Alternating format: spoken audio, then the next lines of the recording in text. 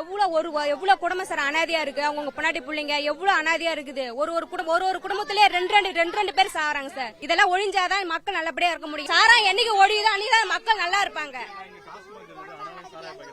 ஆமா சார், சாரா பேர் தான் சார் குடிக்கிறாங்க. ஏன்னா எங்க பார்த்தாலும் விக்கிறாங்க, எல்லாம் வீட்டுல வச்சு விக்கிறாங்க.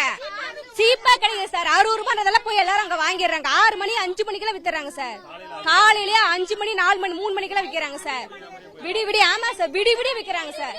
விடி விக்குது. டீ குடிக்கிற மாதிரி போய் குடிச்சிட்டு வந்துருவாங்க சார். உமானால எதுவுமே தெரியல, எல்லாம் மூடி மறைக்கிறாங்க. எங்க சொன்னாலும் கம்ப்ளைண்ட் வருமா, இல்ல எங்க பக்கம் திரும்பிப்பாங்க. போய் சொன்னாலும் திருப்பி எங்க சொன்னாங்கன்னு தகவல் உடனே அவங்களுக்கு போயிடும். அதெல்லாம் ஆளுங்க நிறைய பேர் இருப்பாங்க சார். நிறைய பேர் இங்க மாத்தி அங்க பார்த்து நிறைய பேர் இருக்கிறாங்க.